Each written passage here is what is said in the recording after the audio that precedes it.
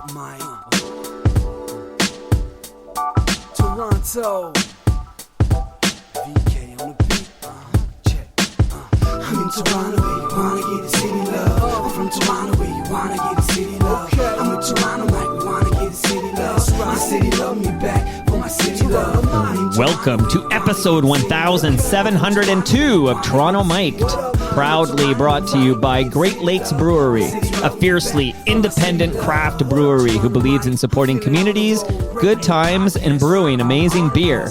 Order online for free local home delivery in the GTA. Palma Pasta. Enjoy the taste of fresh, homemade Italian pasta and entrees from Palma Pasta in Mississauga and Oakville. Yes, we are open. An award-winning podcast from Monaris, hosted by FOTM El Grego, Toronto Maple Leafs baseball. I'm throwing out the first pitch at Christie Pitts this Sunday at 2 p.m. RecycleMyElectronics.ca. Committing to our planet's future means properly recycling our electronics of the past. Building Toronto's Skyline, a podcast and book from Nick Aines, sponsored by Fusion Corp Construction Management, Inc., and Ridley Funeral Home, pillars of the community since 1921. Joining me today, making her Toronto Mic debut, is Donna Ramsay Anderson. Welcome, Donna. Welcome. Hello, good morning. Oh, Donna. Do people sing that to you? Sometimes. Okay, I hear LeRoy, so we need to introduce everybody else in the room, Donna, and then buckle up because we're going to get to know you. We're going to hear some of your music. I'm very excited about this. We are too. The gentleman that you're with, not the gentleman to your left. I'm going to get to him in a minute. But what's his name again? Who is this gentleman who's off mic? So if we hear noises in the background, it's him. Maybe we should get him a mic. But what's his name? His name is Carl LeRoy Anderson. Is he the LeRoy of Donna and LeRoy fame? Absolutely. It's not a different LeRoy. Could you imagine? He's maybe the third or fourth incarnation. Yes, I've had a few. Yeah, It's sort of like what Lassie, right? Like they keep making Lassies with different dogs. Like Lassie, come home. Yeah, LeRoy, come home. And am I right? This is the Donna. Like I just want to make sure I'm correct because I have a slight. Well, the other gentleman in this room will explain to you. I have a slight country music blind spot, but this is the Donna and LeRoy from the Tommy Hunter Show. Yes, if anybody remembers that CBC television show, not Donnie and Marie, but Donna and LeRoy. So I would argue anyone over the age of 45 is well aware of the Tommy Hunter Show, which maybe 40. I guess, well. I'm lowering it. Did Andy Wilson at Zoomer remember the Tommy Hunter Show? And Andy and Jane said she used to watch it from... Jane would remember. You know what? There's a gentleman in the room. I got to introduce him right now because I feel like he won't talk until I introduce him. He is well known to the FOTMs listening because he's a valued and beloved FOTM himself. Welcome back to the show, Banjo Duncan Fremlin. Oh, thanks, Mike. Oh, you can talk now. It was building up. I was going to do 90 minutes of Donna and then say, oh yeah, and Banjo was here too. Yeah, back off, Duncan? At least you got a mic. Poor LeRoy didn't get a mic. That's okay. Is he going to beat me up afterwards? That's maybe a good thing. That's maybe a very good thing. Before we check in with Banjo Dunc and then we learn more about the legend that is Donna Ramsay, now Donna Ramsay Anderson, of course, but let's crack open at Great Lakes for LeRoy on the mic. It's good he's back there because he can't drink a beer and talk at the same time. So LeRoy is drinking it's the light lager from Great Lakes Brewery. It's a great beer. Let us know what you think of it, LeRoy. It's 10 o'clock in the morning, but it's time for a beer. LeRoy's it's 5 ready to go. o'clock somewhere. You got a good voice, Donna. Hey. It's superb. Because he's off mic, LeRoy says that his Great Lakes beer is superb. So LeRoy, good news for you is I have a couple of 4-packs of Great Lakes beer on the table that you guys can divvy up and fresh craft beer going home with you. I want the shirt you're wearing. Okay, so off your back, Mike. I would give it to you, Donna. This is a hoodie that is from Great Lakes Brewery. I got to get me one of those. So now that because Banjo Dunc's here, I got to look him in the eyes when I ask this question. Will you be at TMLX 19 on June 26th from 6 to 9 p.m. at Great Lakes Brewery at 30 Queen Elizabeth Boulevard in South Etobicoke? I'll have to check my schedule. It's possible. I think we're in Petawawa. What day of the week is that? It's a Thursday. Yeah, so it's possible. I'll take possible because if you did come to TMLX 19 on June 26th and you're invited, LeRoy, you're invited, Donna, it's going to be catered by Palma Pasta, so you'll get delicious Italian food. Oh, our fave. Yeah. Okay. I wish we could be. Now Where will you be in why the didn't you world? book this tour a little later, Duncan? Jeez. Dunc, come on. I've been clamoring to get to one of these things. Well, this would be a good one. We're going to hang out. I have a song. I wrote a song, a hockey song that I've never played publicly, but I wanted to debut it at one of your big events. Well, that would be June 26th. Yep. You could be there. I'll try. Try to make it. Try to make it here. Have you, Donna, had any contact with Tommy Hunter lately? Oh, yes. Like, how's he doing? Because He's I doing think pretty there's good. some Canadians are happy to learn he's still alive and well. Yes, 88 years young. In March, he turned 88 and lives in London, Ontario, he and his wife. And we were there, in April. We did a show over at a place called Purple Hill along with Duncan and Douglas. Douglas And- Cameron, yes. FOTM Douglas Cameron. That's it. Mona and the Children. So we went and visited with him, and he's not, of course, entertaining or anything like that anymore. Kind of taking it easy. Well, he's 88. But had a good visit with him. Yeah. We can't all be like Brian McFarlane, right, Dunk? No, nobody's like Brian McFarlane. Long may he run. Shout out to Neil Young. 120 books or something. I thought you could say 120 years old. No. Well, that too. I'm not going to tell you how old I am. So, Donna, may I check in briefly with Dunk? And Dunk, you're co-hosting the show, so Yeah. you can chime in whenever you want. But I have a couple of quick questions. I've been waiting for you to return so I could ask you about the Elbows Up initiative that you seem very involved in. Could you speak to that for a moment? And then I have a question about a recent Toronto Mic'd episode. Well, first of all, I'm so blessed that you're on board with this. You were one of the first you and Charlie Angus. I still think that's one of the most important podcasts of the year. Well, I just got pissed off, and I literally wrote FOTM Charlie, and I said, we need to talk. And then he said, he was in town for the agenda. He said, and just like you guys, we'll talk about how you couple up your visits here. But I said, I need to talk about this because I'm pissed off. He's become our Winston Churchill in a way. He's really leading the way and inspires all. Who's the other? There's Angie Dickinson. Is that her first name? No. You're confusing people.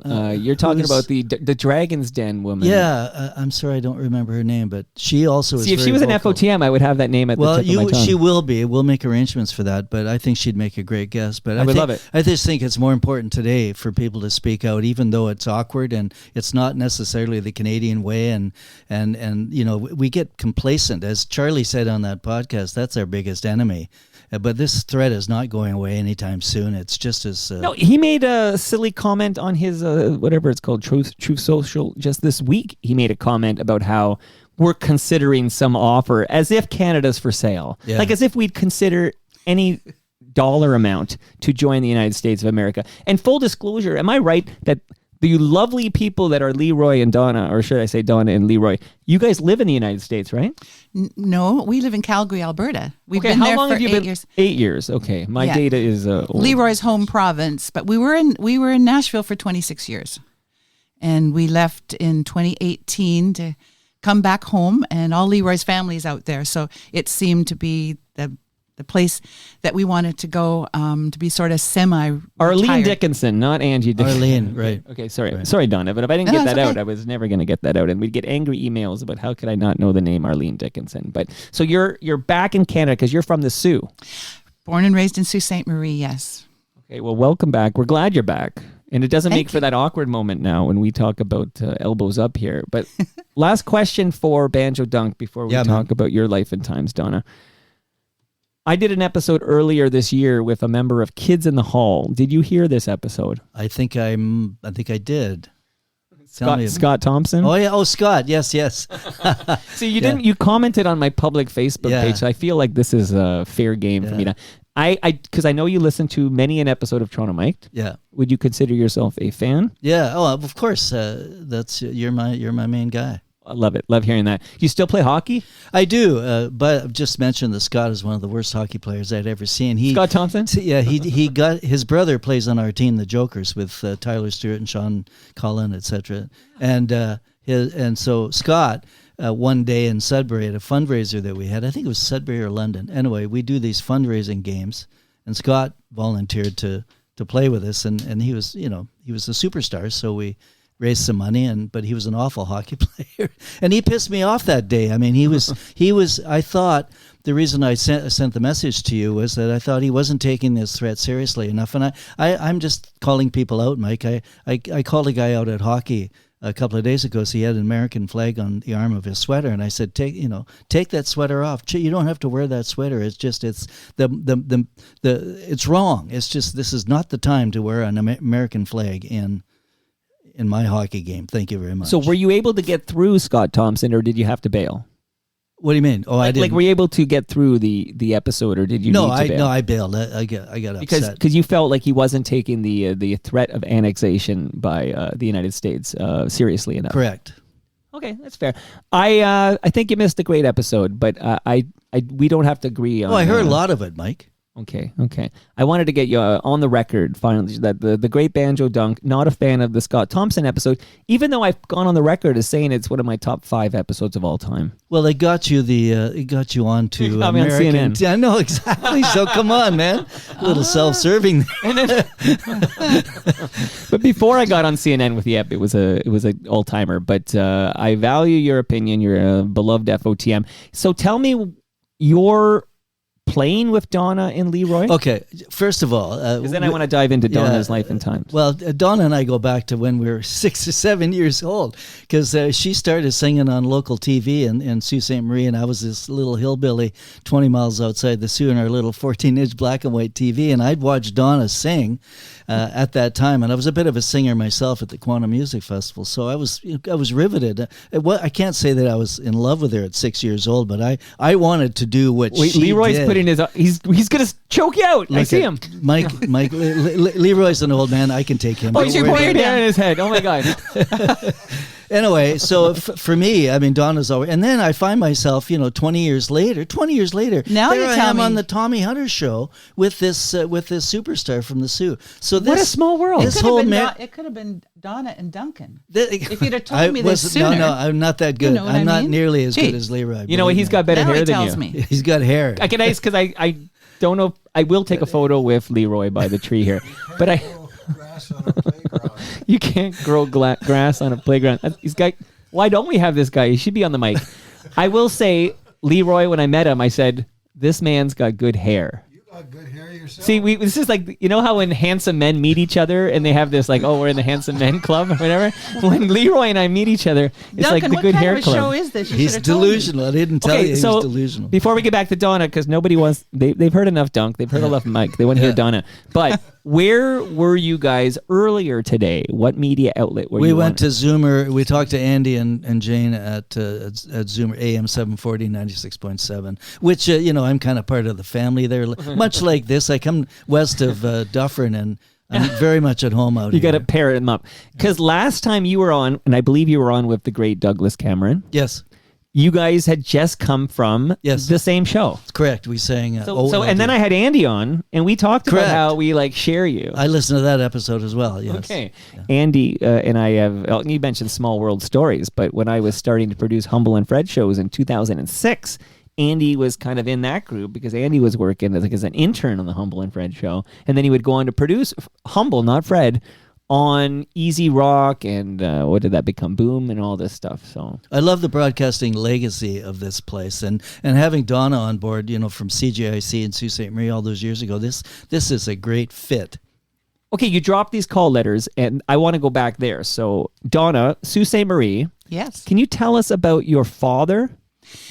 Yeah, my dad started on the radio in the late 40s. Actually, he was a country DJ in the Sioux for, oh my gosh, over 40 years, 45 years, I would think. Yeah. This is Don Ramsay. My dad, Don Ramsay, yep.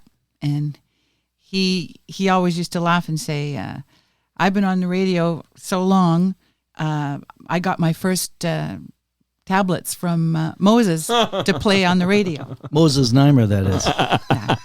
Different Moses. I think he was referring to a It all different comes back to Zoomer.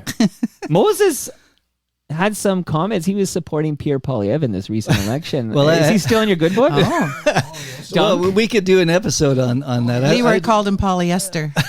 But I'm surprised Dunc would even grace Zoomer Radio with his vocal cords, considering owned by the Moses, who seems to want the Conservative Party to be in power. Yeah, I sent him a long letter after he used CARP, Association for Retired People, to promote a guest. Poilievre. Poilievre, and I took exception. Polyester, I took exception, not because he invited him to speak. I mean, that's why not? But under the guise of this is supposed to be a non-profit, non-partisan organization. Because that's not very non-partisan. No, it wasn't non-partisan. So but you'll still go on Zoomer.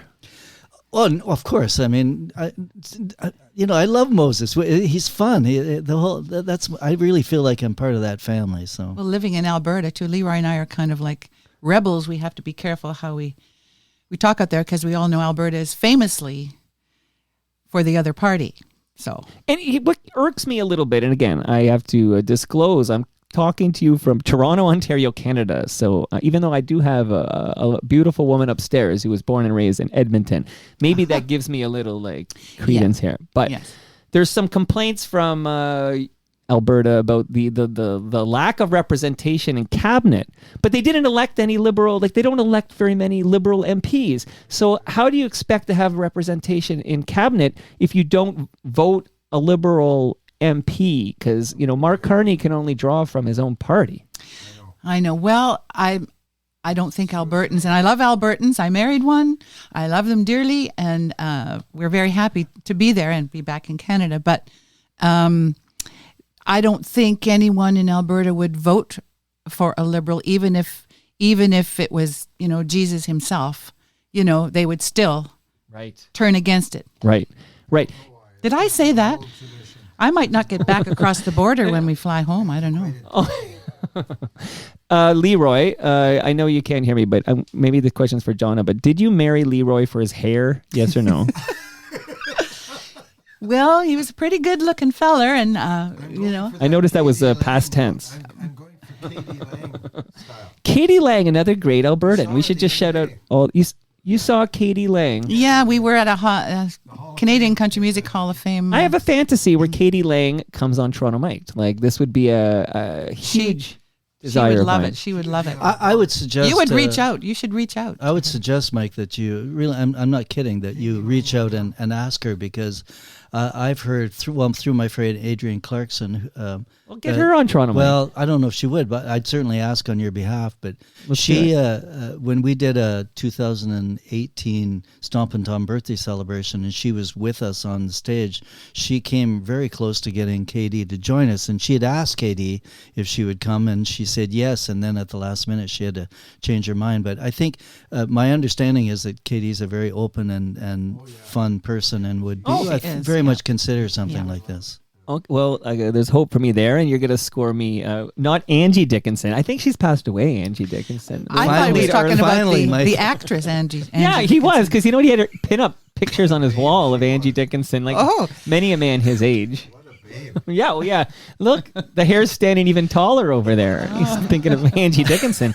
Arlene Dickinson is our desired FOTM. Shout out to Ridley Funeral Home on the Angie Dickinson front. By the way, Donna, before I forget. I know, I'm looking at a beer in one hand and the funeral home in the other. Is this some kind of Ridley hidden Funeral Home? Here? We recorded a new episode of Life's Undertaking with Brad Jones from Ridley Funeral Home. We recorded it yesterday afternoon. He took a trip with a Slovenian community, and they went to visit Croatia and Serbia and Montenegro, and it was to the Balkans there, and we talked about it on Life's Undertaking, and it's a great podcast, and that is a measuring tape for you from Ridley Funeral Home. Well, thank you very much. So you were Daughter Donna. Daughter Donna. That's how I was known in the Sioux, yep. Wow, and just for some context, because maybe the name Donna Ramsay doesn't resonate with many a Torontonian, but he was one of Canada's radio pioneers. Yes, he was. And back in the day, on radio, a disc jockey wore several hats. They were, a lot of them had, like my dad, a local band that played. and my dad sang. Oddly enough, he didn't play an instrument really, but and then in the early days in the 50s when television came in, they had a local television show. My dad was also a promoter, and usually 9 times out of 10, the radio guy was the one that artists who were big in the day, and I'm talking country music, would get a hold of. Where could they play up in Canada? And there weren't that very many radio personalities at that time. So he would promote shows and bring artists into town, all of those things. Oh, you got a Hank Williams story? I feel like Dunc, he's sure we shouldn't give him a mic? He wants a mic, I think. No mic. LeRoy, would you pipe down back No, there? I like the LeRoy back because I can hear it, and then it tips me off because now I can prompt for a Hank Williams Can story. you tell we've been married for all these years? Because How long have you been married? One starts a sentence and the other one finishes it. You know what I'm saying? 53. How many? 53. 53 years of marriage? I was. Still, She's in her 50s. How that young can't was be- she? I'm only 39. That That's can't be impossible. possible. Hank Williams Sr. Okay, let's hear the Hank Williams Sr. story, and then I do want to well. shout out some of these TV shows like Down Yonder Ranch. 1948 or 1949. I was not in the world yet, but a promoter in the United States called my dad one day and said, "Would you be interested in having Hank Williams in the Sioux, in Yeah. Sault Ste. Marie?" And my dad said, "Hank Williams? Oh my God, yes." You know, my dad worshipped Hank Williams, as so many did back in at that time, and because Hank Williams was a pretty big name. And my Huge dad said, "Well, name. when would we be able to get him into the Sioux?" And he said, "How about tomorrow?" Yeah. And my dad Like said, me and "Tomorrow? Charlie Angus. What about tomorrow?" And my dad, so no time. So of course, my dad didn't say no. He said, "Okay, sure, that'd be fine." So they had a date that had fallen through down in Minnesota or somewhere, and so he said, "We'll be able to make it to the Sioux by tomorrow." Wow. So my dad just got on the radio later that day and said, Hank Williams is going to be in Sault Ste. Marie at the Gardens, and tickets will be at the door. They were 50 cents. The tickets. Okay, And they I sold- need an inflation calculator. There were so many people lined up to get in that he agreed to do a second show. Hank Williams. Hank Senior. Williams Hank came Williams to Senior. Sault Ste. Marie. Yes. 1949. So your dad, Don Ramsay, brought Hank Williams to Sault Ste. Marie in Yeah. 1949. And then in when Hank passed away in 1953, New Year's morning, my dad went down to the radio station and got the okay from the station owner, CGIC, and said, "Can I go on the air and play Hank Williams music?" Because my dad was just, and every year for, 40 years, he went on the air since then at midnight and all night played Hank Williams music. Wow. And one year he brought Audrey Williams and Hank Williams Jr., who was 7 years old, to the Sioux to do a show. And Tommy Hunter was just getting started. And he invited Tommy up to do the show. And my dad said there's, not much money in it, he said, because Tommy was on Country Hoedown at the time, just very young, just getting started. And my dad said, "Well, look, I know you're into electronics and all that stuff." So he said, "Well, I've been eyeing up that Macintosh speakers and the amplifiers." He said, if you can arrange to just give me that, he said, "I'll come up." So that's what my dad paid Tommy Hunter with the Macintosh amplifiers. Well, okay. 1953. That's early days for Tommy Hunter. Long may he run. Okay, I'm going to, now that I know how proudly Canadian Neil Young is and how he's been going to those rallies with Bernie Sanders and what a risk that is to him, because I got tickets to see him at the Budweiser stage and he's got to get back home. So, it's, a lot of people won't even take the risk these days, but I'm just glad I've got a picture of Neil hanging upstairs. And by the end of this episode, I'm gonna have a picture of Donna and LeRoy hanging upstairs. By the end of this episode, maybe our tree photo here. So I'm getting some quick hits, Donna, because I need to be educated. But CJIC TV had a program called Down Yonder Ranch. Yes. Just so I have it, archived for all eternity here. Tell me about Down Yonder Ranch. That was a local television show. all local musicians. Fred Kent and the Northernaires was the band who was on the show, and Fine fiddler. yes, Freddie Kent, and I had a fiddler over yesterday. and it was, I guess it started in, I was about, I would say 7 or 8 years old when the show went on the air, and it was on for many years, and booked all local talent. The Sioux is full of musical talent, and this Mr. Fremlin here, Present is company one of them. accepted? Is that what you're going to Yes. say? And yeah, I used to guest on the show once in a while, and Okay. it ran for many years, and it was sponsored by O'Keefe Brewery. Speaking of beer, Sure. for many years, O'Keefe Right. Brewery. Yep. Okay, so then you're still very, very, very young here in the Sault Ste. Marie, but you get to go to Halifax when you're 10 years old to appear on Don Messer's Jubilee. Yes, my when Don Messer would come through the Sioux and do his shows, and that, of course, my dad would always say, no matter who he brought into the Sioux, be it Johnny Cash or Don Messer, Flat and Scruggs. Flat and Scruggs, and them, he'd say, I have a little girl that likes to sing. Do you mind if she could get up and sing a song or two with you, maybe to open the show? And everybody was, back in those days, were so approachable and everything. They said, absolutely, So It's kind of like that today, but only at Toronto Mike's basement. well, you have to get an act of parliament, I guess, to get close to any artist nowadays. But Right. in any event, Don Messer said, I think we need to have this little girl down on our television show. So that was a pretty big deal. I got to step dance with Charlie Chamberlain and sing with Marg Osborne. And Bill Langstroth was the producer of the show then, who eventually went on to, a fine musician and singer in his own right, went on to marry Anne Murray. But that was a pretty big deal as a little girl to be on national television like that. And on that show that was very well revered. I was very humbled by Dunk, that. were you watching this episode of Don Messer's Jubilee? I'm sure I did. Donna we can't even emphasize how the influence this one. LeRoy was was it a watching. half-hour or 1 hour show? Donna? I can't remember, but the entire country listened to it back in the You know early what? That's a 1950s. very, very good question. It was a national television back CBC, then. national TV, yes, it was. Like, we didn't have, what did Bruce Springsteen say, 57 channels, ain't nothing on? Okay. It you was had to that. watch. You had to watch the Don Messer. You had to watch the Tommy Hunter show because you couldn't get any other channel. Black and white. Yeah, black and white. Yeah, and it's black united and the white country. TV. You had to watch the Pluff family.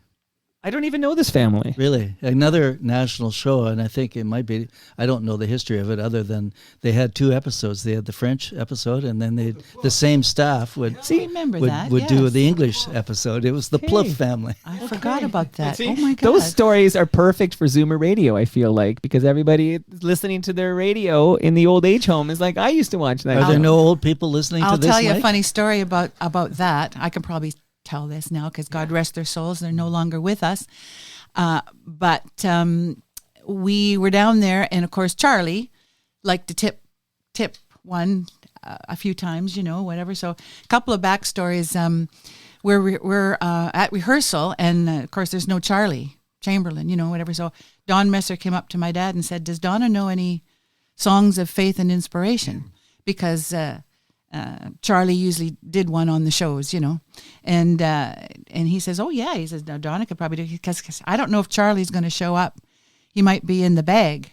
Sure. So he said, "We'll maybe get Donna to sing a song." So I was getting ready to do that, but then Charlie marched in, and he was okay. And then Charlie invited my dad and my mom and I over to his place to meet his wife and have dinner. So we got ready and whatever and went over to the house, and his wife came to the door and said, "Well, I don't know if Charlie's going to make it." She said, "He's been having a few." Well, he never did show up for dinner. He was asleep Right. at the house, Right. So poor Sleeping Charlie, one but off. God love him. But yeah, that was pretty funny.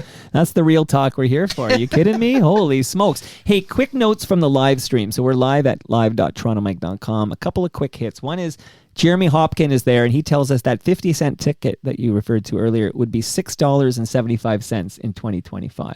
So I mentioned out loud I needed an inflation calculator. gosh. And J-Ho did the work for me. Yeah, 50 cents. Yeah. 50 cents.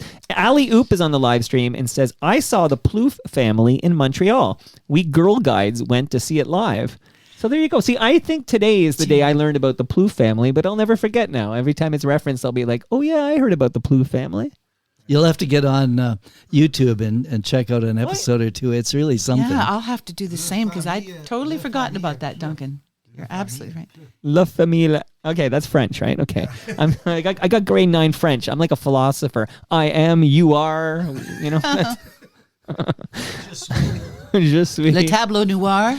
Absolutely. Un stylo. Okay, this is going amazing, and I know we're going to spend all this time in the 50s. I have a couple more quick hits here as we bring you up, and I do want to play some music, particularly maybe from Cool Green Waters, and talk to you about what a big deal you were and are, and then we'll get you, well, there's a lot of places I want to go here, absolutely, but I just want to tell you that season 8 of Yes We Are Open is dropping episodes now, and Yes We Are Open is an award-winning. They just won another award. I'll talk to about this with Al Grego in a couple of weeks when he drops by to kick out the jams. But Al went to Regina, Saskatchewan. If you had to guess, how many times do you think you, Donna, and you, LeRoy, how many times do you think you've played Regina, Saskatchewan? Many, many, many times. Every year. Every year. They had a big I guess you're country, but there was a big folk festival I learned about yesterday from the Fiddler. Yes, and also we played the exhibition there a few times, but also many communities in and around Regina. Because a lot of times our audiences, especially once we joined the Hunter Show, were from the rural communities. You know, like the Melforts and the Prince Alberts and the Saskatoons and things like that. So, that's one thing I can very proudly say. We're talking about Canada. Yeah. We've been blessed to play in every corner, north, south, east, and west in this country and traveled. So that's one thing that wonderful about the music business. Yep. I've even been to Inuvik. Okay. Up close to the North Pole. Amazing. So I would just urge people to hear the inspiring stories from small business owners in Regina, Saskatchewan. This comprises the bulk of season 8 of Yes We Are Open. Again, more from Al Grego, the host of that show, in a couple of weeks. I also want to shout out Building Toronto's Skyline and Building Success with Nick Iones. Nick Iones has stepped up to help fuel the Real Talk. Before the pandemic, Duncan did the same thing. So shout out to Banjo Dunc, who stepped up to fuel the Real Talk. And then the pandemic blew up our big plans for world domination. We had big plans, Mike. That pandemic was such a disruptor. But thank you, Nick Iones. And the most recent episode of Building Toronto Skyline features Brad Bradford and Nick chatting about affordable housing in Toronto.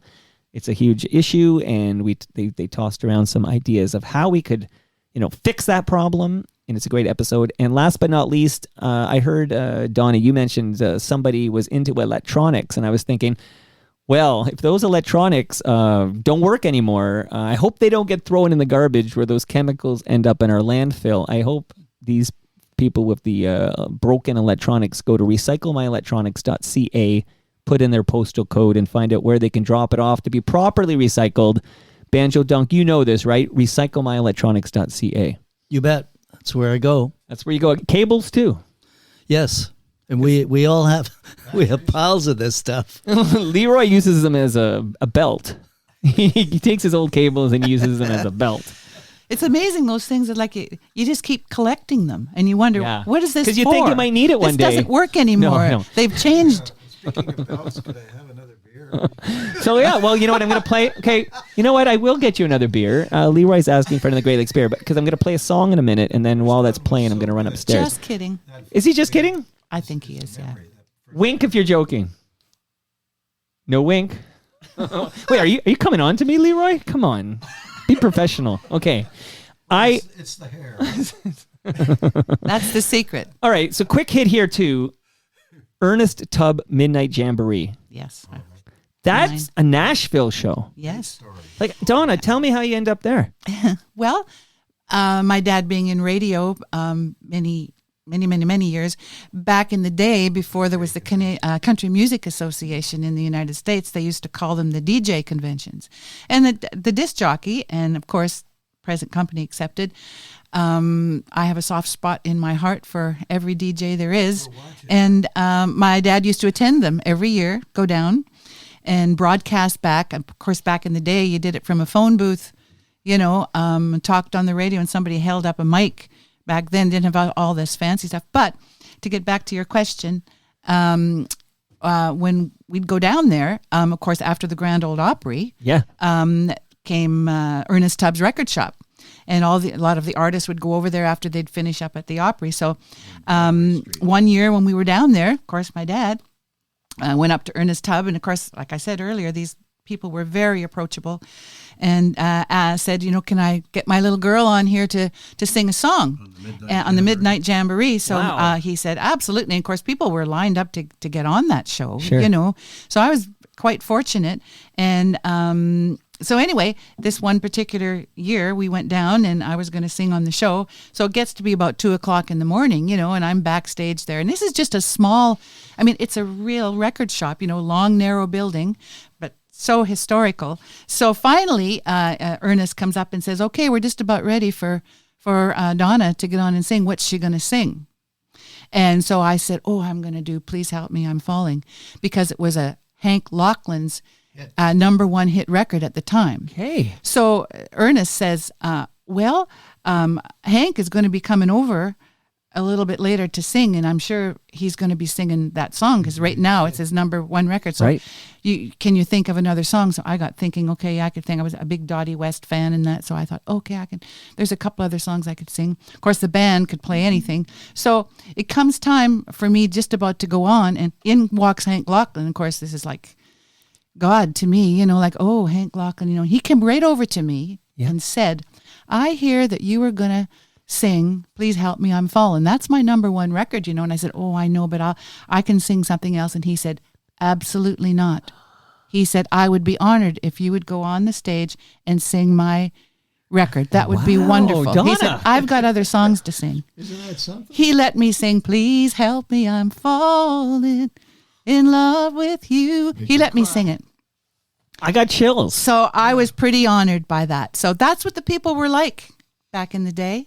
And they're not like that Very now? humble. Well, I think really they are. If you could get close enough to them to say hello. I think there's a difference between the Canadian star and the American star, where I feel you can still get close to the Canadian stars. Yes, you can. Yes, I'm kind of really joking. Okay. But in a way, yes. And they thought a lot of Canadians back in the day, and I think the majority of American people still do consider us friends. I just think it's the political thing that's happening today that's exactly what it is. Well, I'm going to quote the hockey playing drummer for Sloan. Control your dogs. This is how he puts it. He's not going in the United States because you're right. There are still many a supportive, American who loves Canadians and thinks this 51st state nonsense is rubbish. But control your dogs, America. This is how he put it. I have to insert that there are many that I know and that I've heard that think the opposite. They think it would be in our best interest if we were the 51st state. So I'll give them some credit, but I'm not giving them. I'm with Andy on this. I play hockey with Andy 3 times a week. Because he plays every day. Yeah, pretty much. Yeah. What about the 11th province? That's what I think would work better. See, I don't want him. I don't want him. No, me neither. No, who need? No. Well, I don't want him. They'd have to. They can't afford it. It's the him. It's the him that I don't want. The goal. I don't even have the energy to talk about the Golden Dome. We won't even go there. No, we're not even going there.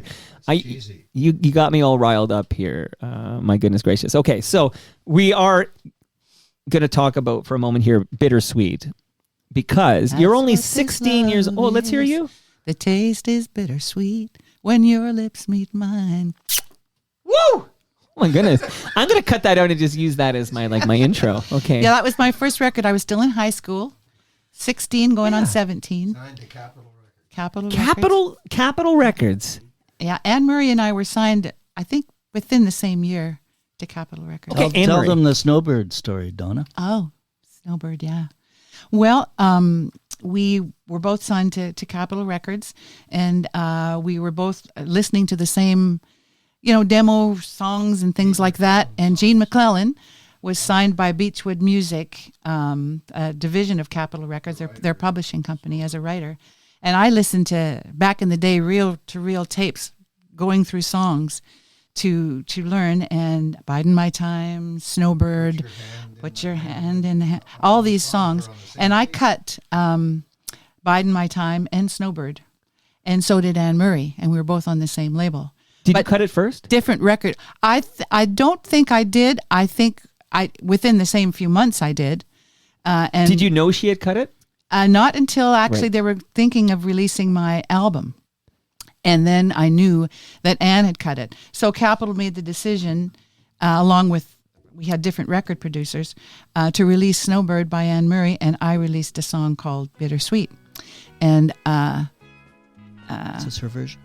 this is my version, yeah, but the rest is history, as We'll we get know. back to that. Let's listen to Donna. Beneath that snowy mantle, cold and clean, the unborn grass lies waiting for its coat to turn to green. The snowbird sings the song he always sings, and speaks to me of flowers that will bloom again in spring. When I was young, my heart was young then too, and anything that it would tell me, that's the thing that I would do.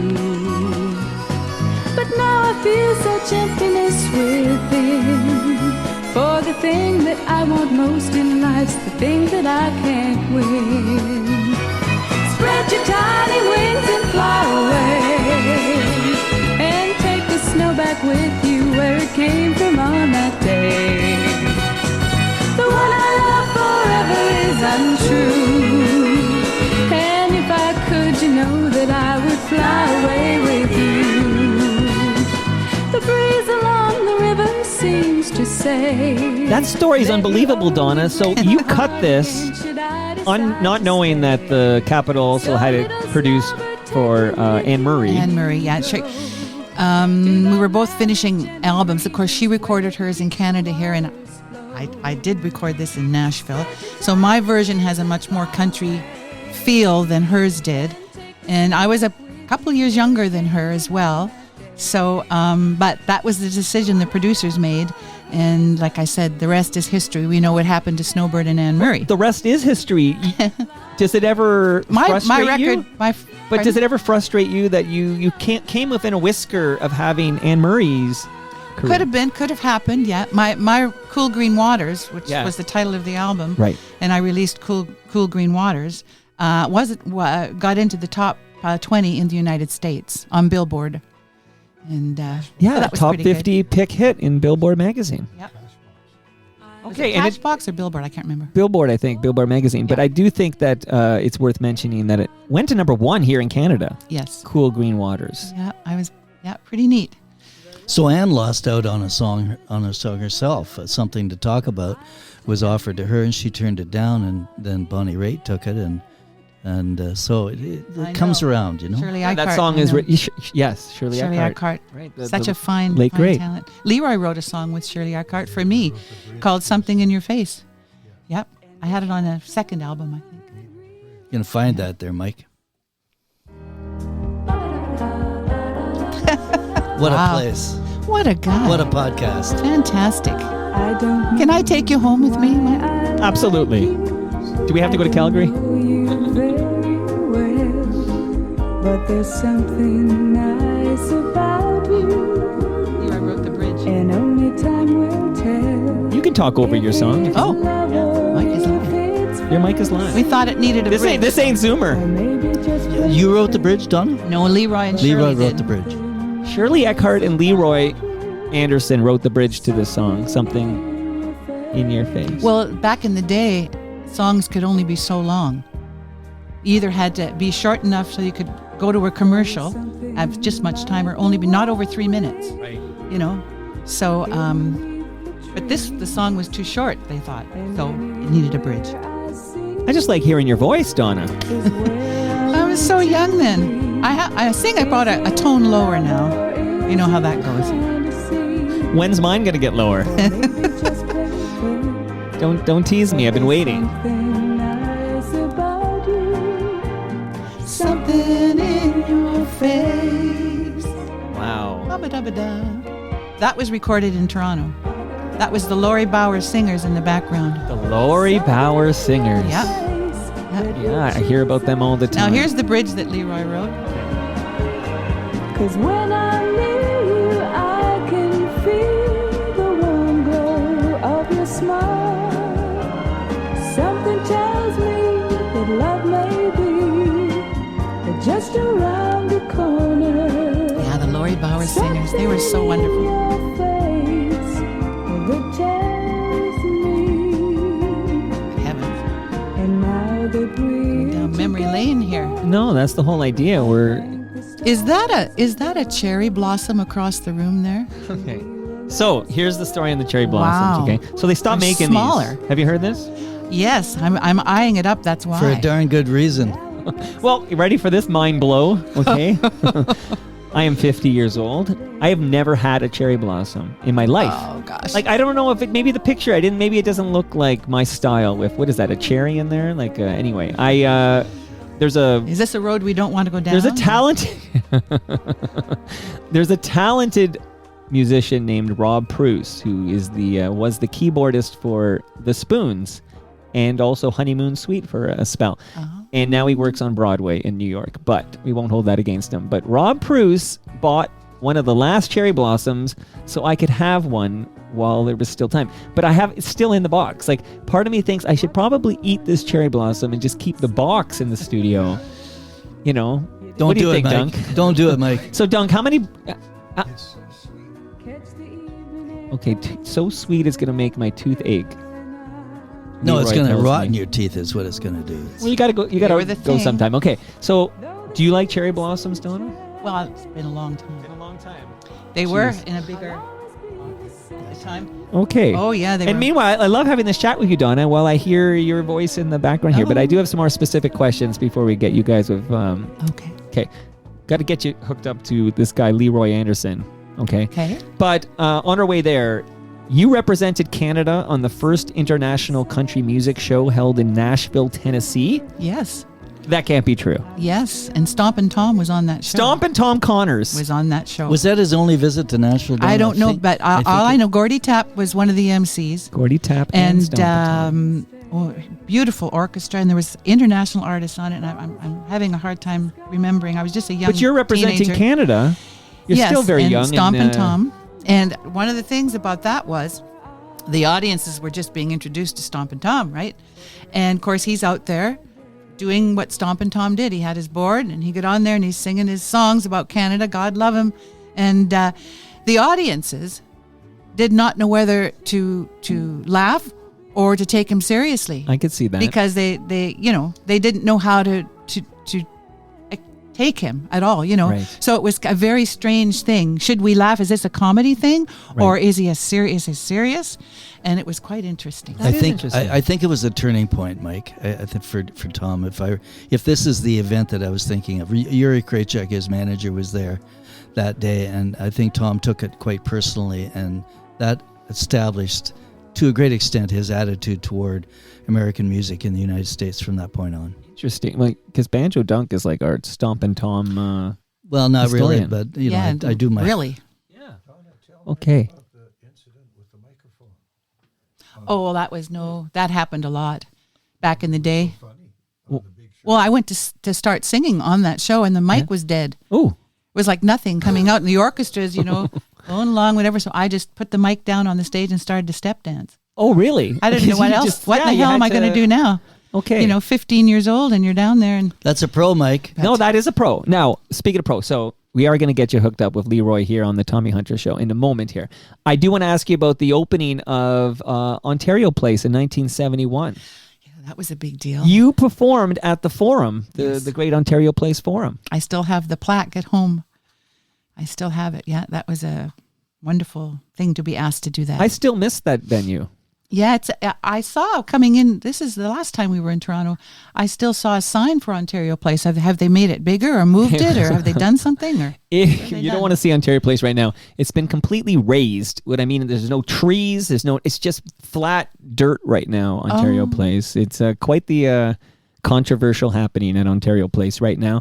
But there's a wonderful private spa coming in if you want to go to the waterfront and get a spa treatment, apparently. Oh. But yeah, so you don't want to see. Trust me, it's in your best interest. You not look. It's sad to see Ontario Place today because I bike by it every day. And I try not to look. It's just, but the Cinesphere is intact for what it's worth. The big ball there is still, the sphere is still there. Yes. But the forum's long gone because it's been gone for a long time because, of course, I mentioned I'm going to see Neil Young at the Budweiser stage. Well, that was called the Molson Amphitheater, and that pretty much killed the Ontario Place Forum. Oh, wow. That's Long gone. Sorry to hear that. But you were there for the opening. I was there. Amazing. Okay. So you hook up with some guy named LeRoy. Yes. And who is, again, succinctly, who is LeRoy when you fall in love with him? Is he a going concern? Well, our record producer, we had the same record producer at the time. And his name was Gary Buck, who was also from Sault Ste. Marie. And he was producing LeRoy's album and finishing up my album. I was 17 at the time. Right. And he introduced You're like forever us. young. Like we've been talking Thank for you an so hour much. and you're still 17. Don't ever change your glasses. Whatever you do, don't ever take them You know, off. these were $1.25 at Dollarama. I'm so impressed with this price of these readers. But I was doing a television show in Kitchener, Gary's television show, and I was still in high school. And I heard LeRoy's voice before I ever met him. I was listening to some of his demos and that for his album. Gary said, you should hear this guy. And his wife said, if you're ever in town at the same time, I really would like to introduce you. So fast forward a few weeks, and I was down doing his TV show, Gary's TV show, and LeRoy happened to be there finishing up his album. So Gary and his wife Jean introduced us. And he didn't look anything like I thought he was going to look like. He had a very soft, kind of high-pitched voice and I thought he was going to look more like a John Denver, kind of guy. And here was this guy, kind of taller and a little more heavier set and all this beautiful dark hair, almost down. He had almost like a Beatles cut hairdo, Right. Whatever. And I just thought he was pretty exciting. I had a couple of boyfriends in Sault Ste. Marie, and boy, when I got back home, I just said, well, you guys are toast. I've met the guy. I met the guy that I think Calgary I want to. has stolen your heart. So I don't know what LeRoy thought about the whole damn thing, but I was pretty smitten. And so LeRoy, did you like what you saw? Oh my God! You can borrow Duncan's mic for this one. Hold on, just slide it over just a bit. Just tell us what you thought of Donna when you were. I was in the basement of Gary Buck and Jean Buck's home in Kitchener, listening to material for my new RCA album. Because I was just signed to RCA, and I was listening to songs like "Put Your Hand in the Hand in the," of course, and Snowbird, and they were all on the same tape, written by the same guy, Gene McClellan. Wow. Anyway, I heard this girl was coming from Sault Ste. Marie, and I was down in the basement. She skipped down the stairs with her hair bouncing, the light brown and the freckles, and I lost it. You were smitten. I've never been the same since. There she was. The girl What a of my story. dreams. That She was just bounced right into my life. all right. Amazing. Okay, so there we It too go. started in a basement, Mike. It all started in the basement. All right, so now you two are coupled up. You're married in 1972. Mm-hmm. Now, please tell me the Tommy Hunter story here, because for 17 years, you two, as Donna and LeRoy, are part of the Tommy Hunter Show. Well, we had a band and we're on the road for quite a while. This and the other thing. We made the decision probably in about 1973, 74 to move to Toronto and kind of get off the road. And we became a duo, and we were playing in like little steakhouses and little lounges in and around Toronto. We lived in Downsview then. And before there was the Canadian Country Music Association, there was various other organizations, one of which was called Big Country. And we attended one that was at the Inn on the Park on the Don Valley Parkway. Right. And Tommy was the MC. Of course, Tommy had his TV show for about 10, 11 years at that time. And we had guested on the show off and on over the years, so we decided just go over and say hi to Tommy. Him and his wife Shirley were sitting there, and we went over and said hello. And he said, well, how are you doing? I haven't seen you in a while. And I said, well, we're married now. We've been married for about 3 years. And I said, we're living in Toronto. And I said, this is what we're doing. And so he asked us all kinds of questions, and this, that, and the other. I said, well, nice to see you. That was that. So a few months later, the telephone rang. It was about 9 a.m. We'd been playing in a club the night before. And LeRoy answered the phone, and the voice on the other end said, hi, this is Tommy Hunter. And he says, I know it's early in the morning, but he said, get yourself a coffee. I got a few questions I want to ask you. So he called us back about a half an hour later and said, I want to make some changes on my television show. And he said, I've been thinking, since I was talking to you back a few months ago, he said, would you be interested in being known as a duo, like Donna and LeRoy Anderson or whatever? Yeah. And he said, if you are, he said, I'd be very interested in approaching the CBC about getting you on my television show. He said, I think it would be a nice fit. You're married. And he said, I know what your background is. And he said, don't give me an answer now. Just think about it, whatever. And he said, just call me back. Here's my number, blah, blah, blah. So we didn't take us very damn long to think about it. We called him later that night. And I said, well, if the offer still stands, we would love to give it a try, And 17 years later, we were still there. You were there till the end. Yes, we were. The program ends in 1992. 92. Now and, the big picture. So the big picture here, Mike, is that they probably saved the show. We were talking about this earlier. I don't know about that. Well, no, I mean, he brought you on because ratings were, keep in mind our taste in music was changing in the country at the time. And all of a sudden, he's got a bright, young, very talented couple on there. They've got Al Cherney satisfying the maritime crowd. And so all of a sudden, he's got a much bigger audience because of them. So it's my contention they saved his ass. I don't know about that. But Al was on the show. He passed away very untimely and very quickly. And that was a very sad time. But when we started, of course, Al was there. Maurice Beaulier, who the keyboard player and the banjo extraordinaire player, present company accepted, Duncan. Thank you. We're still on the show, the Allen sisters and the Rhythm Pals. We were all like a big family. And then a couple of years into it, the Pals left and the Allen sisters left, and Maurice Beaulier passed away very suddenly as well. So we just kind of soldiered on, and what a deal for us to work with so many of our musical heroes. Well, it's great exposure for you because this is a national audience, of course, being on the Tommy Hunter Show. And am I right? The Tommy Hunter Show was part of the Nashville network for a few years. 5-6 years. 6 years. Yes. And I mean, that makes you known to those damn Americans. Those fellers down there, yeah. But a great run, and got us on Hee Haw and got us to work at some of the big fair dates in the States. And you were on Nashville Now with Ralph Emery. Yes, we were, yeah.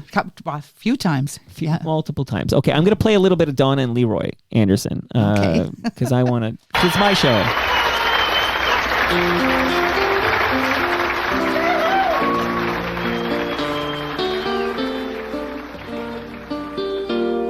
Sometimes on a rainy night, you hold me. Well, that takes me back. What a beautiful voice. It is. Right, Dunk? Beautiful voice. Loving me would only be exist. This is a LeRoy Anderson song. Did you write this with Cyril? You can't hear it, though. I can count on you. You were always there when things went wrong. Through the years we've learned to give, and that's what makes us strong. I need you more than ever now. I can hear some LeRoy in there. I look around and I can see they indeed need to have someone like you. Changed keys a lot because I know you're a female voice and a male voice don't always sing in the same key, you know. Songs aren't always written that way either. So we had to learn to jump parts a lot. Ever now, I can count on you. I don't know about you, Dunc, but I like it when Donna sings along with herself. Like, I just like bring this down and let Donna sing on top of it. It's a good blend, isn't it? I like the idea of young, and we're in like 1980 or so for this, okay? But I like young Donna and more mature Donna like duetting together. There's an idea. You do? Oh, yeah. That's a thought. Yeah. So, Donna and LeRoy record a couple of albums together, release a bunch of singles. Let's shout out Livin' on Love and I Want You to Wanna Do and You're So Easy to Love. And they all go to number one here in this beautiful sovereign nation of ours. They all go to number one. Mm-hmm. You guys get the CCMA Award for Top Country Duo in 1983. Yeah, that was a pretty big deal, yeah. We didn't get out to the awards that year. They were in, actually, as you want to say, they were in Regina that year. Shout out to Speaking Yes We Are Regina. Open, an award-winning podcast hosted by FOTM El Grego from Inaris. Yeah, and LeRoy got a banjo award not that same year, a couple of years later, when it was the CCMA. It was back when it was Big Country. Yeah. Wow. Okay, now here, so when you do end your run on the Tommy Hunter Show, which is like 1992, we lose you for a spell, like a good spell. You're moving to Nashville. Yeah, when you're 40 years old and all of a sudden what you've been doing for the last, 17, 18, 19 years on the show quits, you kind of start thinking, okay, what'll I do now? This is what I do. And so LeRoy was quite into songwriting then. So we decided, you know what, we've got a lot of friends and we know some folks down there, and why don't we just go down there and see what kind of trouble we can get into. And so we went down there, and we were there for 26 years. We took a couple of left turns. I became a booking agent. I worked for a Canadian who had a talent agency down there, Mascioli Entertainment, who was representing a lot of Canadian artists, and also Ian Tyson at the time. So Sylvia's an FOTM. Yeah, I missed out on and Ian, but Sylvia is an FOTM. She's a wonderful gal. And in fact, I do one of her songs on the show, River Road. It's one Do you of my know their favorite son songs. was a member of Look People? Do you know this? So Clayton, Clayton. So Clayton, the son of Ian and Sylvia, was a member of Look People, which was James B's band. Oh. Shout out to the very famous James B, right, Dunc? Indeed. I worked as a talent agent for a while for Paul and represented some artists, but I didn't like that end of the business. I wasn't. I just didn't like the scene and how you had to treat people and what you had to do. I was more of the artist. My heart was on my sleeve most of the time. You're pro talent. So I got out of that, and LeRoy became a courier driver for a while. Yeah. You got to do what you got to do, right, LeRoy? Courier driver. Then I became a travel agent, a full-fledged travel agent, with my IATA card and all of that stuff. Did that while we still performed and sang off and on in the States and in Canada. Sure. And then I moved to another call center, and for about, I'd say about 10 years, I was a supervisor in a call center for a payment innovation company. And LeRoy worked in a cytology lab. What is cytology? Yeah, that's what I asked. I was a courier. You got to get by Dunc's mic there. I was a courier for Express Courier, and then there was an opportunity to go with Path Group, which was a budding pathology lab in Nashville, and they became huge eventually. So the courier company I was with was wanting to get a lot of their business. So there was everybody at Express Courier wanted to get over to Path Group because it was going to be huge.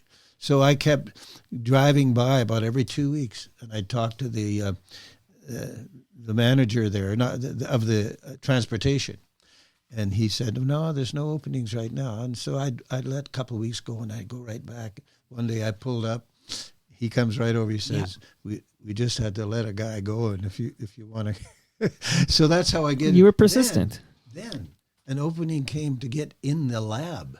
So Donna would say, "It's too dangerous out there on the road, going up these mountains in Tennessee and having to pick up the specimens." So she said, "Why don't you get in the lab if you can?" So came along, and the lady with transportation said, "Yeah, it's in cytology." I said, Scientology? What's that? Yeah, I not to said, be "What confused the with heck is that?" Scientology. That's He right. says, No. "You'll That's be- where Dunc was You'll heading. be learning how to prepare pap smears. For Oh, ladies." pap smears! I was Yeah. sure, knowing. Can we say that on the radio? Well, it's not the radio. You can say anything you want. Now, Yes, yeah. yeah, they so called him that. They called him the Pap Daddy. Pap there. daddy. That's Then when I wild. got- What a wild turn that When I story got took, older, I was Leroy. grandpappy. Grandpappy. Okay, because you know where I thought that was going? I thought Leroy was going to tell us the Scientology was hair restoration. Oh, well, And that he was not only a work there, but he was a client. See how that was going to go full circle? Okay, so anyway. here's the part of the show where I give you one more gift and pump my own tires, I guess, because of something exciting I'm doing on Sunday. Oh. And then I want to hear from Banjo Dunc and what's going on with Banjo Dunc and Donna and Leroy. Yes. I need all that info. But first, I have a book for each of you. It is the History of Toronto Maple Leafs Baseball. They play at Christie Pitts here in Toronto. It's just an amazing experience because you know what a ticket costs you to see the Toronto Maple Leafs at Christie Pitts? you have to mortgage your house. No, you don't have to mortgage your house, which is beautiful. You pay $0.00. So on Really? Sunday, for example, when the Leafs are playing at 2 p.m., just make your way to Bloor and Christie. You can fill the hill. Of course, this is the pits. They got those great hills. Grab yourself a beer, Thank you. get a hot dog, take in some awesome semi-pro baseball, and if you get there early enough, I am throwing out the ceremonial first pitch. Yours truly throwing out the first pitch. Good luck at with Christie that, Pitts. Mike. I Fantastic. hope it makes the plate. The Maple You and me both, Leaf Dunk. forever. You know what? I will just lean back and listen to Donna sing for the rest of this episode here. Okay, so Don't get me started. Don't get me started. go Leafs go. We kind of got us up to speed now. The ongoing history of Donna with some Leroy sprinkled in the mix. Banjo Dunc. Yeah, man. How did you weasel your way into the Donna and Leroy experience? Like this, these guys won. What's that award? I got to get the right name of this award. These guys won the CCMA award for Top Country Duo in 1983, and now you get to play with them. Tell me what's going on. They're in halls of fame on both sides of the border, so they are the real deal. And we just became friends on Facebook. You know, we'd been on the Hunter Show together years ago and lost touch. You grew and- up together. Yeah, in the Sioux. So Donna's been in my life since I was 6 or 7 years old. So I saw her. We somehow connected on Facebook a few years ago, and I don't know, really. I just had this inspiration that we should do something musically together, and all of our friends were dying, so there weren't many of us left, and Ridley Funeral Jim Home was Carroll. way too busy. Shout out to Ridley Funeral Home. So last summer they were in Ontario for a couple of shows, and they dropped by my cottage and spent a night, and we played some music. Douglas came over, and I thought, Jesus, hey, we can do something with this. So this tour that we're doing starting this weekend is kind of an experiment, and the idea is that if it's as good as the rehearsals seem to indicate that it's going to be, then we'll take it on the road. Where can we see you? Well, here in the Toronto area, you can see us at the Free Times on June 6th, a Friday night. You have to call ahead to reserve a seat. But we're also on June 8th on the Sunday afternoon. We're in Peterborough, and we're in Nobel, Ontario on June 2nd, I think. Is it the 2nd? But the big one is the Sioux. Nobel is June the 1st. June the 1st. But the big one is Sault Ste. Marie. Where Donna, I found out, it's almost sold out. I just found that out. As I was sitting here, I got the email from the guy saying that there's still a few, but for the most part, we're going to sell this thing out. So this is a big deal for Donna and I to go back home and sing together. I'll try not to be nervous. I can sing in front of 10,000 strangers, but if there's a friend or a relative sitting in the audience, I'm like, oh, God, I better not screw up. So can I just give you a little mind blow here? So you two knew each other back in the Sioux, but then, of course, you lose touch a bit, but now you've been reunited. You're going to play all these great dates together. Yesterday's guest, I want to shout out, her name is Anne Lindsay. Oh, you had Anne in. Oh, my goodness. What a talent. Great. And again, I was so ignorant. I'm like, okay, what's the difference between the fiddle and the violin? Like, she plays them both proficiently. And she's like, oh, it's the same instrument. Can I tell you, I don't think I knew that. Like, how did I not know it was the exact same instrument? Yeah, see, Really? Donna, you're judging me over there. I can feel the judgment coming from you. But what do I know? Did you know? I mean, you know, because you're a music guy. Yeah, but why would the general public know that? It's But yeah, I don't know. I don't know. Maybe I'm Mike maybe I'm Boone. dumb. Mike Boone, general public. Yeah, I represent the great unwashed, the masses, and we're stupid. Okay, but Ann Lindsay was going to primary school with a young boy. Of course, you're a boy in primary school. I don't know why I would say man. Why is she going to primary school with a man? Okay, but she's with a young Jim Cuddy, and they're friends playing in the orchestra together. And then they have a similar experience where they go off their separate ways, and then they reunite. And Ann Lindsay now plays with the Jim Cuddy band. She's the official fiddler and part of the Jim Cuddy band. Like, it's a very similar story that you know somebody in your youth, you kind of go your separate ways, and then you're reunited for like artistic musical purposes. Right? If there's one lesson in life, Mike, one lesson that we talked about this morning before we were on AM 740 was do not burn bridges. Do not. Well, I gotta write this down. You never know when it's all going to come burned back. a few in our day. Some were good. Some were good to burn, and some weren't. But I can't imagine Donna Ramsay Anderson burning a bridge. I burned a couple. I can see you burning. Did you burn any, Mike? Come on. You know what? I'm a polarizing figure. I got to burn a few bridges along the way. Well, Duncan and I could even be maybe kissing cousins. Like Duncan is from the outside. Have you guys kissed? Family, but down McLennan Way, where my mother was born and raised. Down the geography east of is the right. Sioux. And my mother's family, extended family, first, second, third cousins is huge. My dad was an only child, like I am, but I think somewhere along the line, there's an aunt and an uncle married to another aunt and an uncle, and I think I'll tell you. It's okay. It's still legal. It's okay. Just saying. I am going to give a quick update on In on the Park. Is that it's reported in the live stream from Jay Ho, the official Toronto historian of the Toronto Mike podcast, that the Inn on the Park is also now mostly raised. It's like a car dealership and some condo buildings now. I remember the producer who used to produce Country Time. Cy True was his name. He was a famous producer, director, and he used to produce Country Time. And he was involved somehow in the infancy of creating from big country over to the Canadian Country Music Association. And very tragically, when there was a fire, a very bad fire at the Inn in the Park, I can't remember what the year would be, he passed away in that fire. Oh, my goodness. It was bad. Okay. Wow. Okay. So Sorry to bring you down. No, you know what? It's It's called real talk. It's not always puppies and unicorns and rainbows here. We get serious on this show.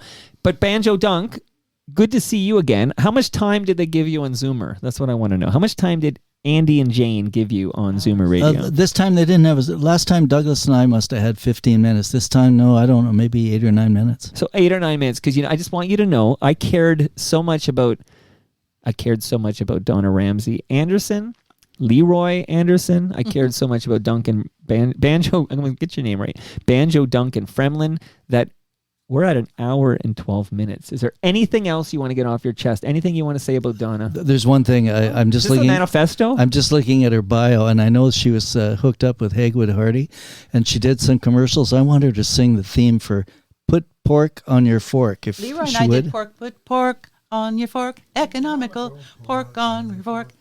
And then she sang. I sang, it looks like a sunny day, raisins love it that way. I did a Raisin Bran commercial. And what was the other one for Datsun? The Datsun Spirits Catching On. Did all those with Haygood Hardy and Mickey Irby. Can you do a Jordan Wines jingle? No, but I had a few wines last night, I have to say. I don't know what kind of wine it was, but it was going down too easy. Well, now you got the Great Lakes beer. Duncan, I got to tell you, you and I think alike, because I actually took a note on Put Pork on Your Fork. Yeah. This was the campaign, and I tried to I found some ads from that campaign, but there was a male voice on it, and I was trying to find this ad of Put Pork on Your Fork featuring Donna Ramsay, but this is for the Ontario Pork Association. But I also did read, and this is my last note here, unless you have any final thoughts. I love this very much. By the way, Donna, thank you for being here, and thank you to the great LeRoy Anderson, who deserves his own episode. Thanks, what a legend. And, I gave you this much time because I think the world needs to. I feel like this is if it's a blind spot for me, since I'm the general public. And again, I'm born and raised in Toronto, not exactly a hotbed of country music here in Toronto. Like, the only country I ever heard growing up was Kenny Rogers, because my mom loved Kenny. And then you'd hear like a Willie Nelson, and you'd hear like a Johnny Cash. But that was it, really. Honestly, that was it. And I have so much to learn, and I learned so much today, and I'm gaining such a respect for this community and what I missed. But is it true, Donna Ramsay Anderson, that you sang on some movie soundtracks? Yes. Eric Robertson, who was the music director on the Tommy Hunter show, not originally when we started, but I came along a few years later. He, wonderful musician, whatever, and he did a lot of things and asked me to sing on a soundtrack. And I can't. I'm embarrassed You're now. I blanking can't on think it. of the name of the movie, but it was about Pearl and the actor. And it was an American movie, but they filmed it in northern Alberta and in Alaska. And it was called, oh, geez, I should have done my homework. You know what? Mike. It's your life. They say this is your life. If you don't remember, it's because you Linda lived. Pearl was the actress. Linda Pearl was the actress. Okay. Yeah. So here, on our way out, because maybe I'll start it up here. Let me do this. Okay. Linda, I don't even know this Linda actress Pearl, actually. And the actor was. Oh, there she is. Purl. I had no idea. And I'm just going, and would you remember what year this would have been? Oh, well, we were on the Hunter show, so it would be after 75 and before 90s. It would probably be in the 1980s. Okay, Somewhere 'cause it's in there. important before we get And it was to called, the, it was about, he flew a plane, her and her father. And he had an airplane, and he used to do all these tours and things up in the bush and stuff. I can't remember the name of the movie. That's okay. That's okay. I'm going to look it up, though. Well, I'm going to see if I can pull this out just before I do the extra here. Again, LeRoy, it was awesome to meet you. We're going to get a photo by the tree. Thank you, by the way. Donna, you were Mike. amazing. Thank you. What a lovely guest. And I got to give some props to the wonderful Banjo Dunc who made this happen. I know. Thank you, Duncan. Great pleasure. For introducing us to this audience. I'm going to yell out a couple just names of things, okay? And tell me if any of these resonate. Okay. Secrets, Before the Storm, Undercover, Web of Deceit, Spies, Lies, and Naked Thighs. That sounds like don't a think it was Banjo that Dunc one. favorite. Holy smokes. Viper. We're not doing In Self-Defense. No, it had something to do with Dark being Mansions. in the north. Okay, that's a good Something, clue here. North Country, I think it was called. The High Country. The High Country. That's it. 1981, That The was High it. Country. So if I find this on the wonderful Plex servers known as Stella, if I find The High Country, I'll hear your voice You in might, that movie. if they're able to play it, back in the day with performance rights and things like that. Well, But my name is listed there as thing. At the end of the movie. end of the movie. Okay, so that's The High Country with Linda High Pearl. Country, that's it. Yeah. I've learned a lot today. So thanks again, you guys. Really, you really so enjoyed much. this. Lovely, lovely. Can we come back? Of course. But don't bring Dunk next time. No way. We've had enough. We've had enough. Come see us, folks, wherever we are. We'd love to meet you. What website, Dunk? WhiskeyJackMusic.com. WhiskeyJackMusic.com. Get your butts over there and see this. All three of you on the stage at the same time? 4 of us. Douglas All 4 of John, us. too. Douglas John Cameron. What a lovely FOTM. Tell him about TMLX19 on June 26th. For sure. Okay? I know he's been to one before. I want to see him there again. And that brings us to the end of our 1,702nd show. Go to TorontoMike.com for all your Toronto Mike needs. Much love to all who made this possible. Again, that's Great Lakes Brewery. They're hosting us on June 26th. Oh, now you owe me a new headset, Dunk. I'm going to send you the Dunk's invoice. had too many beer. Well, Dunk He's crashing down the hall. cracked open all those beers and passed them to LeRoy. I'm worried about LeRoy. Thankfully, he Can is I not have driving. a beer now? Yeah, you're taking a bunch to go. Thank you, Great Lakes Brewery. Thank you, Palma Pasta. Thank you, Moneris. Thank you, Toronto Maple Leafs Baseball. See you Sunday. Thank you, RecycleMyElectronics.ca. Thank you, Building Toronto Skyline. And, of course, Ridley Funeral Home. See you all Monday. This is exciting. It's an exit interview for a beloved FOTM. You know him as Steve Paikin. The agenda comes to an end in June. Paikin's going to tell us why, give us the details, tell us what's next for him. Don't miss Steve Paikin's return to Toronto Mike live in the basement, 2:30 p.m. Eastern on June 2nd. See you all then.